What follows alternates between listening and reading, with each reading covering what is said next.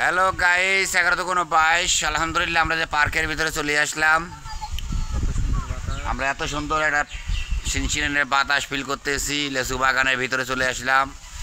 আসলে যেমনটি আপনাদেরকে স্ক্রিনে দেখানোর চেষ্টা করতেছি, যদি পাকে আমরা দেখাই কি একটা অবস্থা, সে আমরা কিন্তু সেই লেচু বাগানে চলে আসছি। বাতাস যেমনটি আপনাদের দেখাচ্ছে যে সেরকম বাতাস, আর বাতাস ছাড়া আর কিছুই পাওয়া যাচ্ছে না। এখানে কিন্তু পর্যাপ্ত পরিমাণ বাতাস। এপাকে গেলে আপনি যত বড় পার্ককে দেখতেছেন, পার্কের যত কার্যকলাপ এখানে চলবে। যদি আমরা এদিকে আপনাদেরকে দেখানোর চেষ্টা করি, এদিকে কিন্তু পুরা একটা মনে করেন যে কৃষি আবাদের উপরে ডেভেলপশীল, যেমনটি স্ক্রিনে দেখানোর চেষ্টা করতেছি। দেখেন আপনাদেরকে, আসলে যদ্দূর চোখ যাবে শুধু মনে করেন যে কৃষি ডেভেলপশীলে দেখা যাবে। এই যেখানে লেচু গাছ, লেচু গাছের মধ্যে কত পর্যাপ্ত পরিমাণ লেচু ধরে বসে আছে। আমরা চলে আসলাম একটা পার্কের মধ্যে।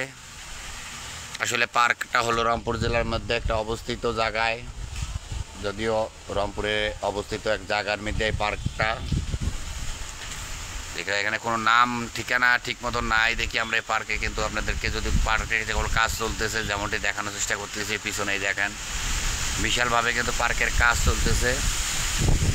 যদি আপনাদেরকে দিক থেকে দেখানোর চেষ্টা করি, সেরকম ধরনের একটা বাতাস ফিল করতে পারবেন, যা মনে করেন যে পুরো একটা এসির কাজ করতে পারে। এসি তো আপনি এত সুন্দর শুষ্ক হাওয়া পাবেন না, যেরকম যেমনটি দেখানোর চেষ্টা করতেছি। এই একটা অবস্থা আমাদের। এই যে যদি আমরা এখানে ধান ক্ষেতের গাড়িতে যাই, দেখতে পারবেন ধান ক্ষেতগুলো কি সুন্দর এলোজেলোভাবে ঘুরতেছে।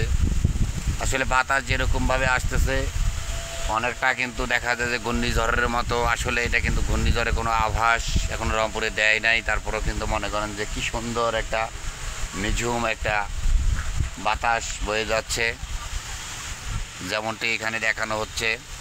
এই যে সেই বিশাল লেচু বাগান, লেচু গাছ। আসলে লেচু গাছগুলো যে এত সুন্দর করে মডেল হয়ে উঠবে, এই লেচু গাছগুলো যে এত সুন্দর মডেল হয়ে উঠবে, এটা আসলেও চিন্তা করার বিষয় যে আসলে কীভাবে এত সুন্দরভাবে একটা লেচু গাছ উঠতে পারে।